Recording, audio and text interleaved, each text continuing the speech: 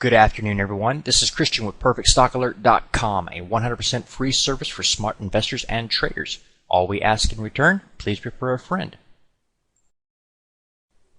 Today we're going to be looking at the breakout trading method. This is probably the easiest trading method that's actually out there.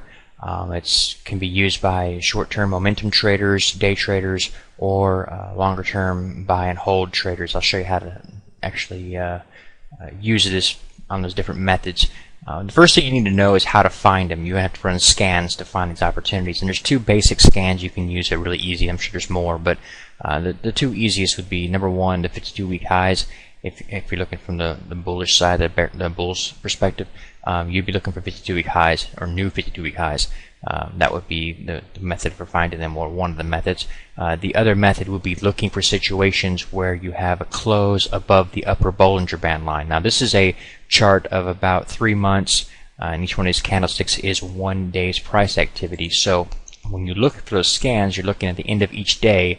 You're going to be analyzing the market or the chart that you're looking at for situations like that.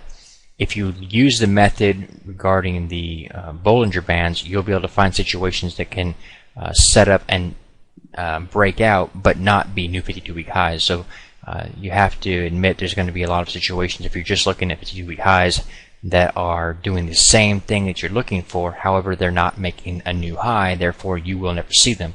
So it may be better to actually use the Bollinger Band versus the 52-week high. But in any event, you can use either one of those methods to find these. Basically what you're looking at here is 3 key points, and the first of which must be a base or a consolidation period, a support line, a rectangle trading zone. Many different terminology can be used for it, but all it basically is sideways activity. You had an advance up here, and then price activity began to go up and go down and go up and go down, and it wasn't actually doing anything other than going sideways, moving sideways. It was finding or building a support. This is caused because there is a buy pressure right here, and it's keeping a floor on price. However, there's also a sell pressure right here that's keeping a ceiling on price. And so it's not actually going anywhere. It's just sitting there trending sideways. These are great opportunities. You do not want to be a buyer when you see these set up, because you don't know which direction they're going to break. They could break up and they could break down. So what you want to do is run your scans looking for situations that have just broken out. So back here you can see that on this particular day you broke out to the upside. And a breakout basically means you broke out above, in this case, above previous resistance, which is this line right here. You broke out of that and closed above that. So this candlestick has a close above that resistance line. It tells you you've broken out. Now when resistance is broken, typically it becomes support. So you see this breakout here, and now you could buy the next day right there at the open, knowing that this support right here is going to be the floor of price, the new floor in price. And so price activity will drive higher away from that floor. And that's what happens right here.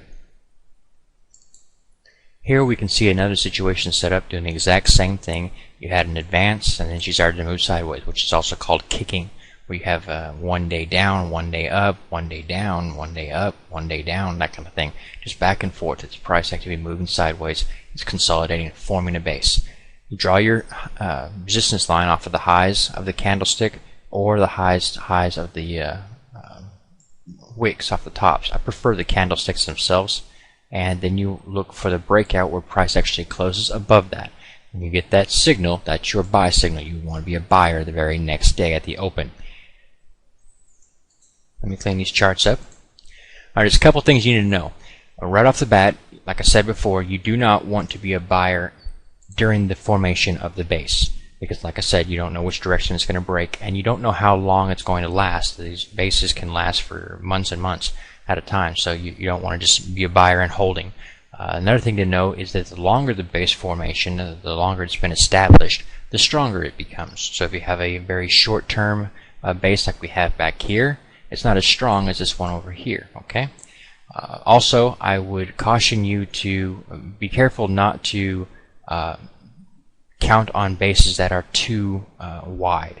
In this case here, it's very tight trading range. We like that. It's very strong support. And the one following is even tighter. We like this. This is very good.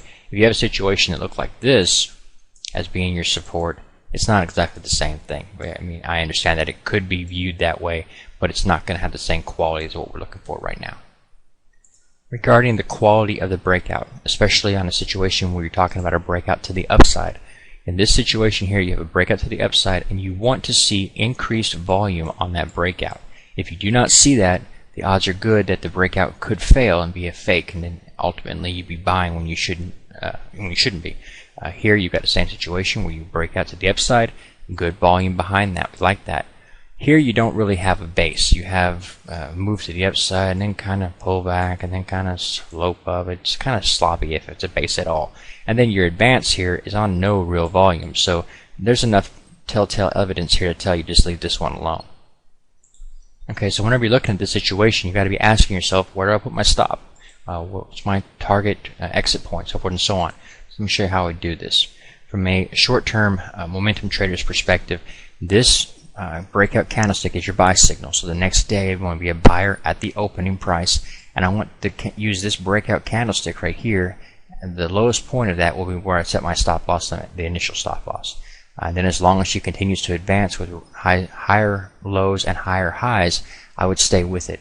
As soon as that stopped being the case, I would exit. So on this particular day, we got a lower low, I'm gone. Another method guys will use is when they see the breakout, there'll be a buyer here, keep the stop right here, and then just let it run. When it pulls back down, they'll leave it alone, just keep holding.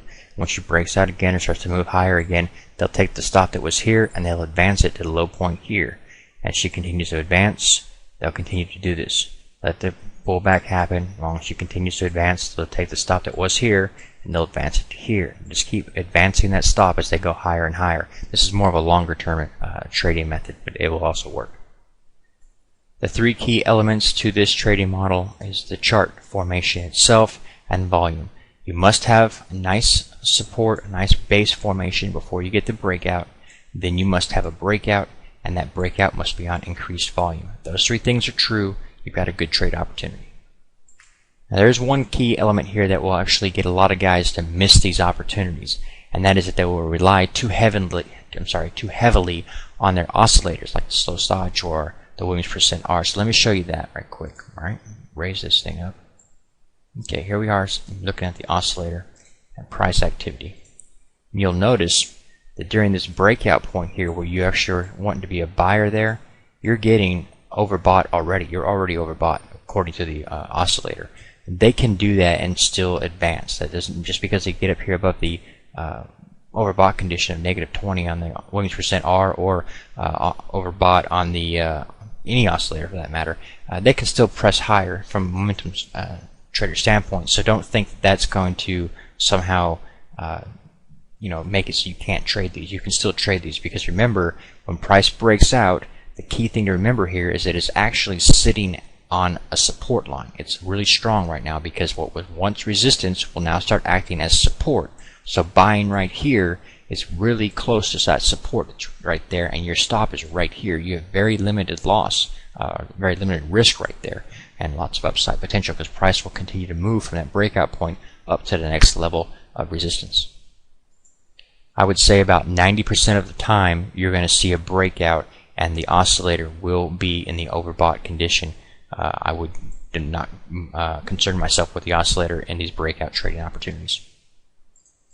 Here's yet another opportunity seen on Abbott Laboratories. Broke out 2 days ago. Nice little support going on here. Breakout here, increasing the volume. Notice the volume rises above this moving average of volume, and that's important to note. You're getting above average volume on a breakout. That's good. One word of caution here. A lot of guys will look at price activity and they'll say, hey, you're making new highs here. This is a breakout. This is not the same thing as what I'm talking about in this video. What you really want to see is price advance off of that support line, off of that base. If you don't have that, you're going to have a harder time with the trade. It's going to be overextended a lot sooner than you think, and so it's going to basically have you buying at the wrong point. So in this case here, you get price activity advance here, pulling down, doing all kinds of stuff, but there's no actual base formation created, and that would be a completely different type of trading thing, and I would not consider this in any way, shape, or form as being the same thing. Look for that base, then the breakout, and check it for volume. This particular trading method can also be used from a bearish perspective or a short seller's perspective.